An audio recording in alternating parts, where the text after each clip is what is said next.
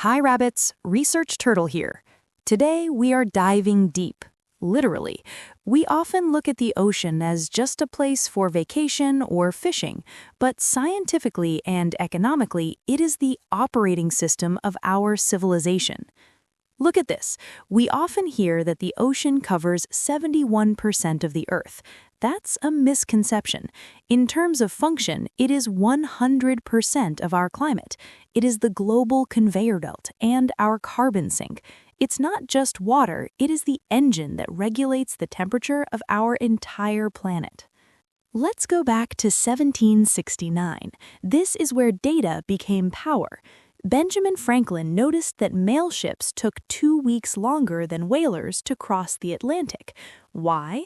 Because whalers knew about the Gulf Stream, a massive river within the ocean. By mapping this, Franklin didn't just make a map, he turned secret knowledge into a global public good, drastically speeding up trade. Fast forward to 1944. D-Day. This was the moment oceanography shifted from observation to tactical warfare. The success of the Normandy landings depended entirely on predicting waves.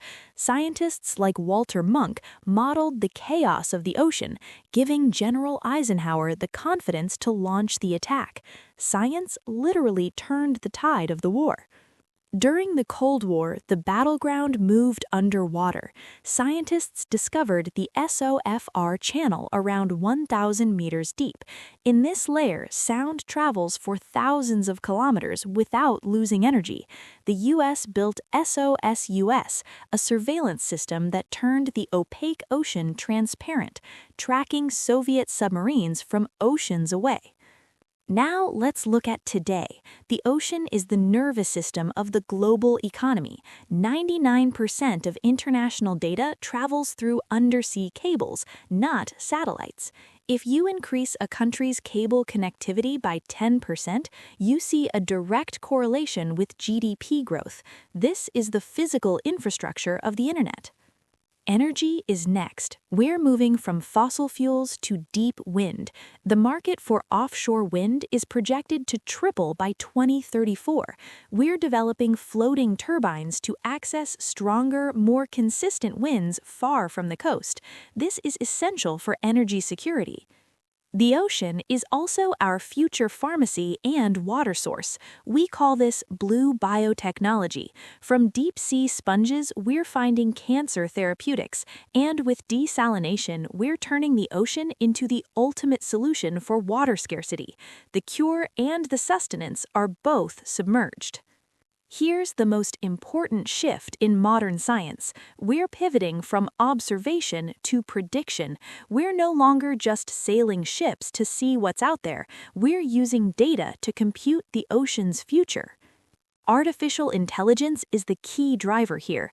Look at this jellyfish. Using computer vision systems like FathomNet, AI can identify species in milliseconds, work that used to take researchers years. We can now predict complex patterns like El Niño better than traditional physics models. Robots are replacing ships. Companies like Saildrone send unmanned vehicles into the eye of a hurricane to gather data.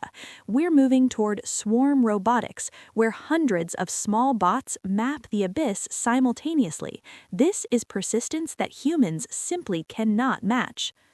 All this data feeds into the digital twin of the ocean, or DTO. Projects like the EU's Edito allow us to run what-if scenarios. For example, what happens to fish stocks if the water warms by 2 degrees? We can simulate the future before we live it. Of course, this technology creates a geopolitical chessboard. The U.S. focuses on security and climate, China is pushing for deep-sea resources and the Polar Silk Road, and Europe is leading in digital standards and environmental regulation. But we face a dilemma. To build the batteries for our green energy future, we need minerals like nickel and cobalt found in deep-sea nodules. But mining them could destroy ecosystems we haven't even named yet. It's a choice between engineering the ocean or protecting it. In conclusion, the future of the ocean isn't about brute force, it's about information. From Franklin's paper maps to today's AI digital twins, knowledge has always been power. Our goal must be governance over dominance, ensuring this blue engine keeps running for generations to come. That's it for today. Turtle out.